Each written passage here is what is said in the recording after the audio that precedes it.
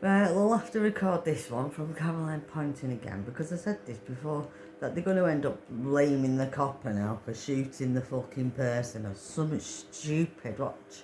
One of the Manchester make it out like they're the fucking victim instead of the fucking people that they killed. Manchester Police has said. Turn it around now. TV News North West of England reporter Sophie Reaper. Sophie, can you bring us up to date on this new breaking news?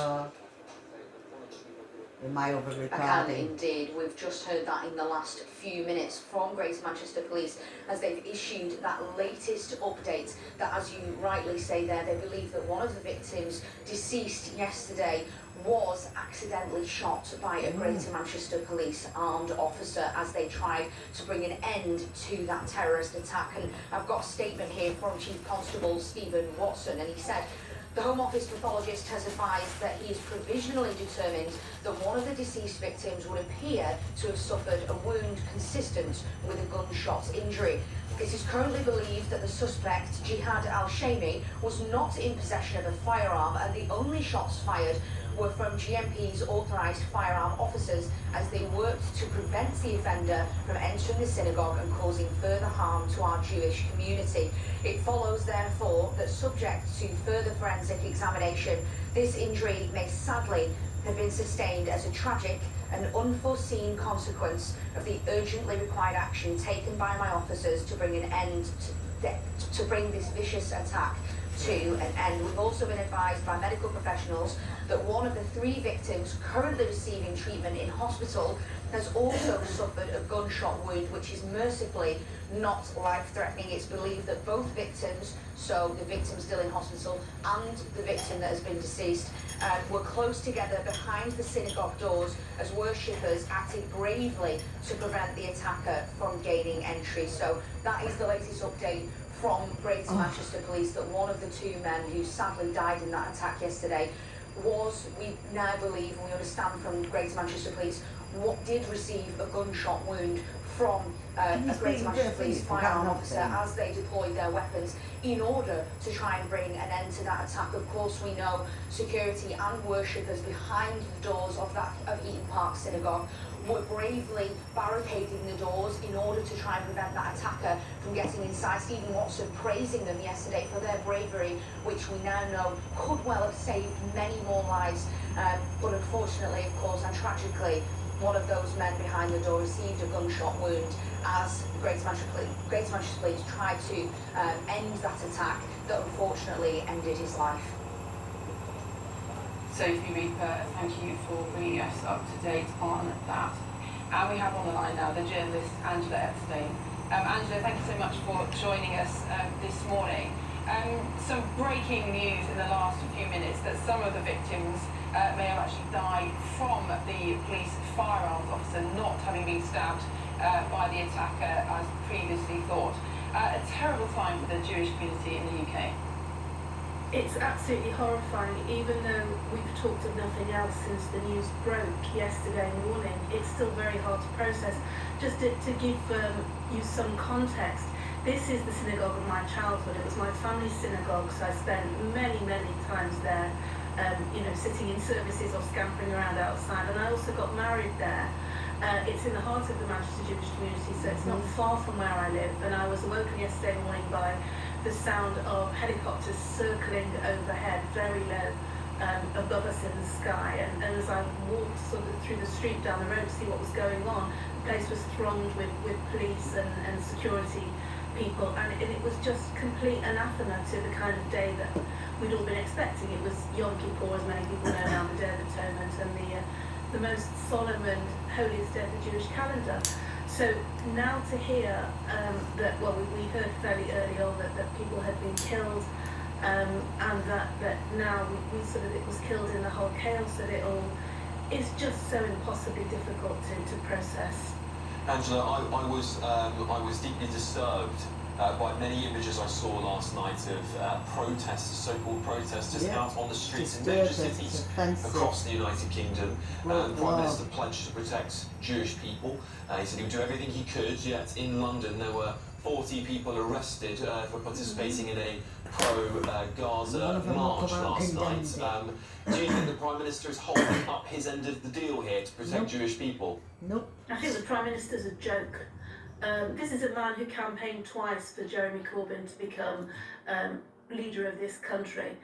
So make no mistake about where his loyalties originally lay. He's a weather-vane Prime Minister who turns towards where he feels his political skin is more likely to be saved.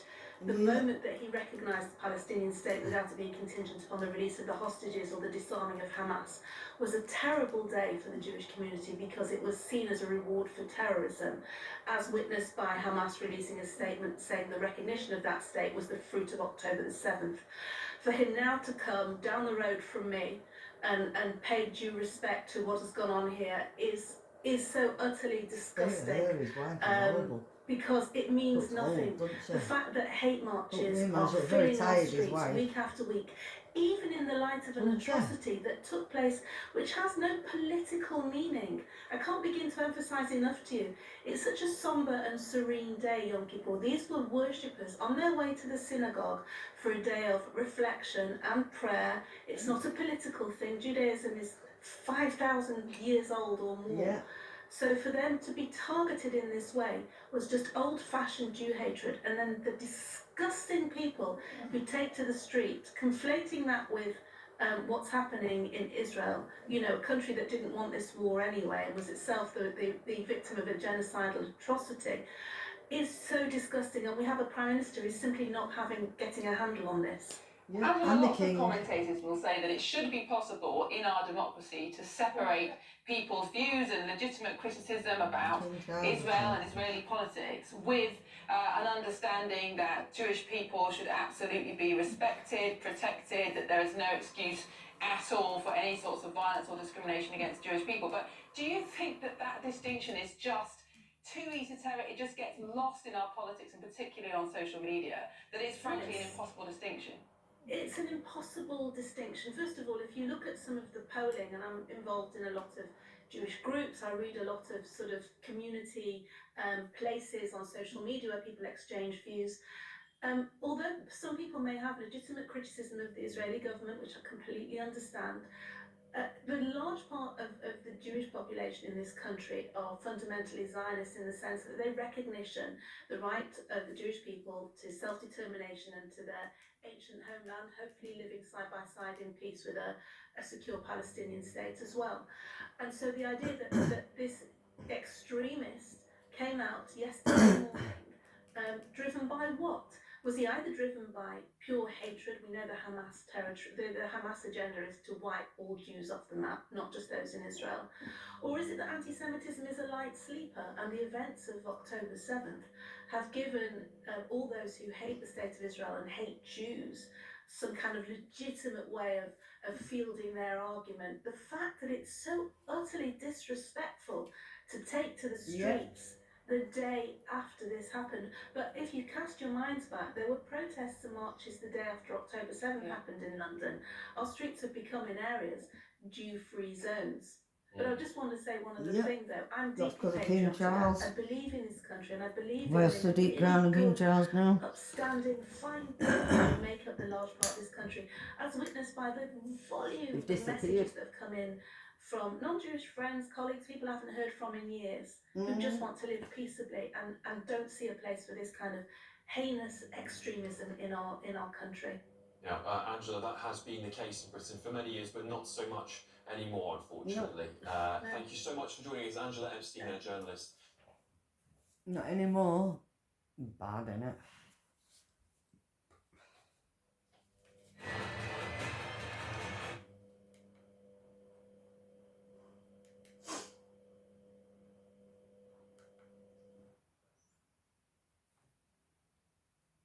So everyone's a... Starmer is a fucking wanker.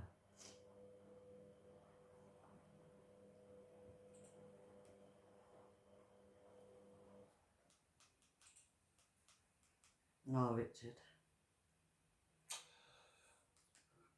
Right, okay, I'm live. Just waiting for a few people to jump on here. Okay, there's people jumping on now. Good afternoon, everybody, and again, it's one of another terrorist attack in the UK, and obviously, I suppose we've got to be careful what we say in terms of the anger that we're feeling, because we don't want to. It's alright, oh, it's fine. I'm still fascinated by the idea that we're supposed to accept that Shabana Mahmood is an English woman, given how... This, ladies and gentlemen, is Mohammed Asham. Mohammed. Who is he, Rick? Another fucking jihadi Mohammed. As I'm just emerging from my man flu for the week.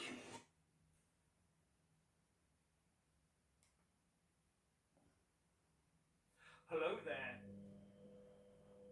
Within hours of that horrific event, the pro-Hamas brigade and their useful UK idiots were celebrating those 7 minutes of evil that left 2 innocent Jews dead at the hands of an Islamist.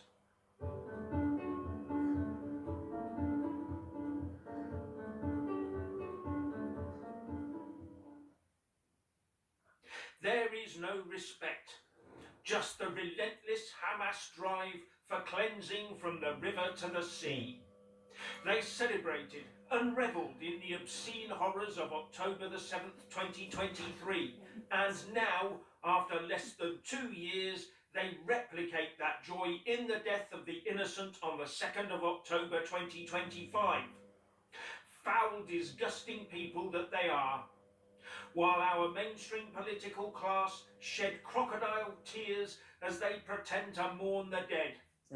They were the ones that set all this in motion with their pathetic talk about we must tolerate this hatred for the sake of free speech, while they locked up everyone they could from what they branded as the far right.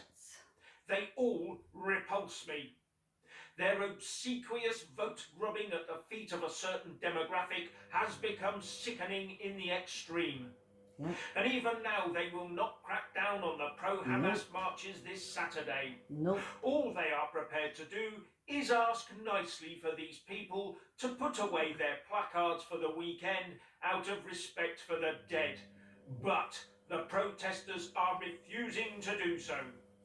And the authorities will just once again bow to the parade in the hope that their coppers will stand aside and not offend the marchers screeching their genocidal from the river to the sea chants and waving their offensive placards. But the concerns of the now terrified Jews, of course, as ever, will be ignored. And why won't the politicians and authorities step in to stop this cancer spreading any further? Because they are scared of the potential of a violent backlash. That's why. They know exactly which crowds they can crack down hard on and who they must never get in the way of. And the courts back this up with their selective two-tier sentencing.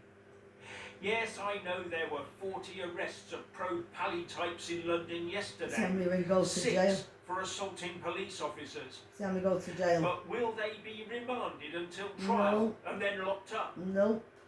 Or is that a silly question given the two-tier proclivities of our overlords? We in the UK have descended into anarchy, where violence and the threat of violence now rules the streets. The only official response has been to increase security around synagogues and Jewish schools, while saying they will do all they can to keep Jews safe in the UK. But the Islamists and their rancid supporters are not listening. They know the authorities are running scared of them. They know that there will be the usual calls by ministers for us to not look back in anger and to tolerate even more of this nonsense. They know it and use that against us. And the breaking news is that the police were put in the middle, Yeah. The firearms officers yesterday were forced to discharge their weapons to neutralise someone they believed had an explosive device. But as well as killing the perpetrator, one of the people sheltering in the synagogue was killed and another was injured by gunfire, presumably from the police. Now a quick interjection with a big twist. So please listen. Most of you watching right now aren't subscribed. And that's So done on here's what you purpose, need or the to do police after won't liking this shoot video. anybody. Press the subscribe button, then hit the little bell and select all. That way you'll get a notification for every single video the moment it's released. But, and here's the twist, you will not get a notification on your mobile device unless you go into settings, select apps, then select YouTube, and then turn on YouTube notifications. If you don't do that, you will never ever get a YouTube notification because your own phone will block it. Okay? And now we have the Home Secretary Shamana Mahmood telling us that the Manchester synagogue attack was purely down to the attacker, when she herself has been photographed and videoed supporting the pro-Pali parades and saying that Islam is the most important thing in her life. Where's Charles? It's about time any remaining MPs who are Christian came out and told us that Christianity is the most important thing in their lives. But they are too fearful of doing so, in case it upsets the followers of other faiths, or upsets those that think religion should never be aired in public. Well, they think only Christianity shouldn't be aired in public, but all other faiths must be. Yeah.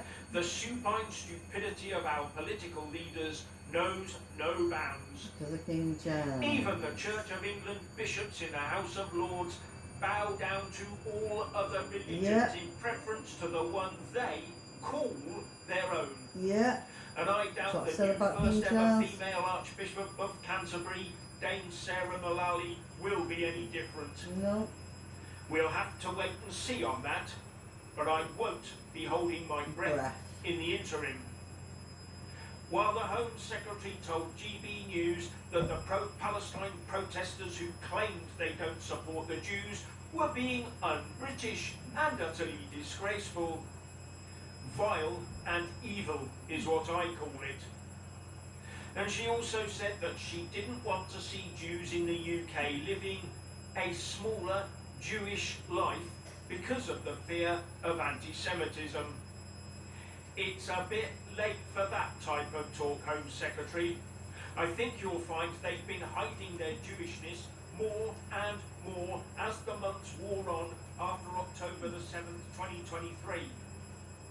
As I said in a recent live stream, I've been to London many times over the past few years, and I now see very few, if any, people openly dressed as Jews in our capital city, where I used to see quite a few on a daily basis. But now, hardly ever.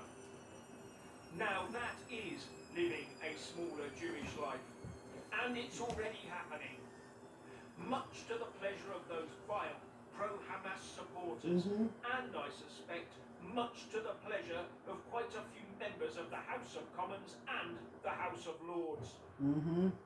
Isn't it strange that we find out today that the Manchester synagogue killer was named Jihad? No.